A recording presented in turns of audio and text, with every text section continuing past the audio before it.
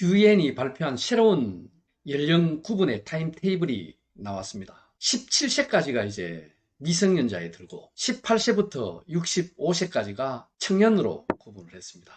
그래서 여기 봤을 때 18세에서 65세까지를 청년으로 이렇게 구분했다 그러면은 지금까지 우리가 50세 때 또는 60대 때 또 조기 퇴직을 한다 이렇게 했습니다만은 유엔이 발표한 새로운 연령 구분에 의하면은 이 50세라는 거는 새파란 청소년에 불과하다는 거죠.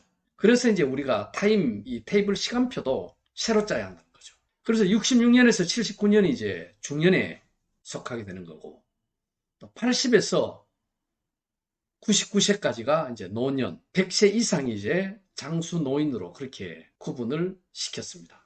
왜냐하면 이제는 패러다임이 이 100세 시대에 맞추어서 이 테이블, 시간표를 짜야 되기 때문에 우리가 정년퇴직이 50세, 60세다. 이렇게 지금까지 얘기해 왔습니다만은 물론 국가적인 어떤 정책 차원에서는 어쩔 수가 없다 하더라도 우리의 어떤 개인적인 그 생태, 수명을 기준으로 했을 때는 이제는 80에서 99세가 노년으로 들기 때문에 이제 80세에 접어들었을 때 이제 정년으로 이선으로 물러앉는다. 아마 이런 자세로 우리가 대비를 해야 되지 않을까 하는 그런 생각을 해보게 됩니다.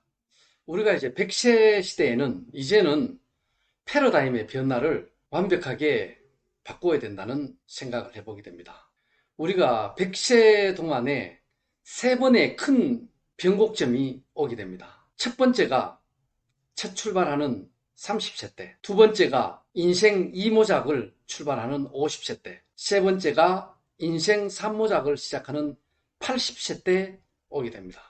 우리가 인생 2모작이라는 얘기를 많이 해왔습니다만은 이제는 100세 시대의 준비를 했을 때는 3모작으로 보는 것이 맞을 것 같습니다. 첫 번째 이제 1모작인데 우리가 20세부터 10년간을 열심히 준비를 해서 전반기 인생 20년을 이제 사는 거죠. 아주 치열한 경쟁과 대립과 또 2세 탄생을 위한 어떤 생산 기반을 마련하는 정말 피눈물 나는 전투죠. 우리 축구로 말한다면 거의 전반전에 공격수와 수비수가 그냥 총 공격을 하고 총 수비를 하는 이 전력 질주하는 그런 기간이 되겠죠.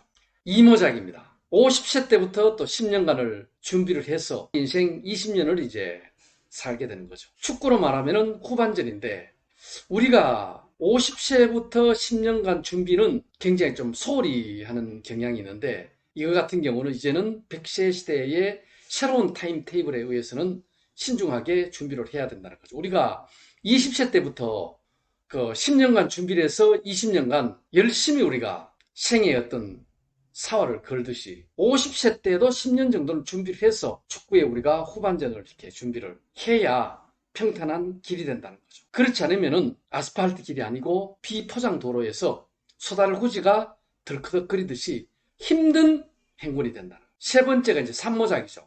80세 때부터 준비를 해서 10년간 노력을 하는 거죠. 이제 나머지 고령부 인생을 20년 동안 이제 사는데 축구로 말하면은 이제 연장전입니다.